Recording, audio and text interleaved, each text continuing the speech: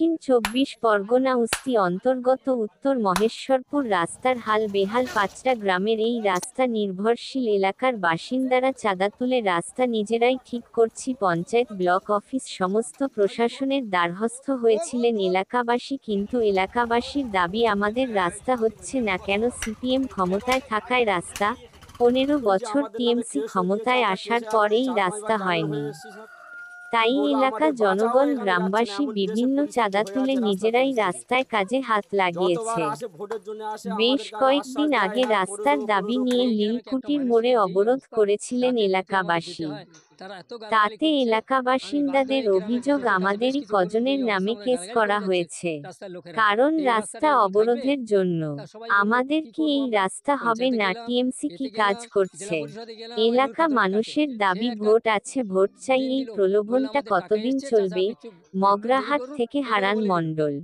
আমরা থেমে গেলাম। তারপরে এই অবস্থাটা দেখে আমি এই গ্রাম থেকে কিছু টাকা পয়সা তুলে আমি এই কাজ করে লেবে গেছি। আজকের এই খেলতেছি এই জন্যে। আর এরপরে এখানে পুরো ফেটে গিয়েছিল।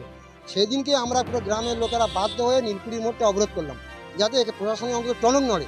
কতদিন রাস্তার জন্য অনেক তো কমপ্লেন করেছি, অনেক জায়গায় ভিডিও করেছি, এসডিও অফিস করেছি, অনেক জায়গায় করেছি, থানাতেও কাগজ দেওয়া আছে, এবং যারা নেতারা আছে বা জেলা পরিষদের প্রার্থী সদস্যরা আছে সবার কাছে জানানো আছে। আমাদের দুই পঞ্চায়েতে যারা সদস্য আছে, পঞ্চায়েতের প্রধানরা আছে, তাদের কাছে শোনানো আছে। কেউ এতে কোনো রকম গুরুত্বই দিচ্ছে না। বাধ্য হয়ে আমরা গিয়ে নীলকুঠি মেন রোডটা অবরোধ করলাম।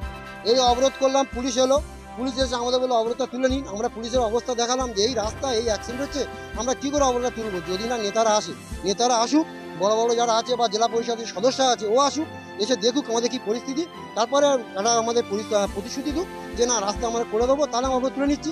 পুলিশ আমাদের জোর করে হুমকি দিয়ে বললো চল তুলে দেবো, বলে নিয়ে আমাদের জোর জবরদস্তি অবরোধটা তুলে দিল, দিয়ে আমাদের 6 জনের নামে কেস দিয়ে দিল। আমাদের গ্রামের 6টা ভালো ছেলের নামে পুলিশ কেস দিয়ে দিল যে ওরা আমাদের গাড়ি ভাঙচুর করেছে, ওরা আমাদের হ্যান্ড করেছে, ত্যান করেছে। সেই 6টা সদস্য হলো নূর খাতুন, ও কোনো সদস্য মানে আমাদের সাহায্য করেনি। গ্রামের কয়েকজন মুরব্বী বা গ্রামের যারা মানে মোটামুটি একটু অবস্থাপন্ন আছে, তারা চাঁদাপত্র দিয়েছে, এবং যারা টোটো চালাচ্ছে এরা কিছু চাঁদাপত্র দিয়ে আজকে আমাদের রাস্তাটা কমপ্লিট করছে।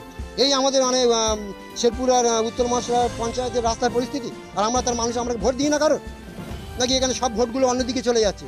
আর ভোট ছাড়ি, যদিও বা কেউ ভোটটা না দিই, তাহলে সরকার কি উচিত নয় রাস্তাটা করে দেওয়ার? বা জেলা পরিষদের যে সদস্য আছে তার কি উচিত নয় যে রাস্তাটা ঠিক করে দেওয়ার? এর জন্য কতবার আন্দোলন করবে মানুষ? একদিন কি বড় ধরনের অ্যাক্সিডেন্ট যদি হয়, কেউ যদি মানে মৃত্যু হয়ে যায়, তারপরে কি রাস্তা করবে সরকার? আমরা এই সরকারের মানে এতে আমলে বাস করছি আমরা। আর কি বলবো, আর কিছু বলার নেই আমাদের।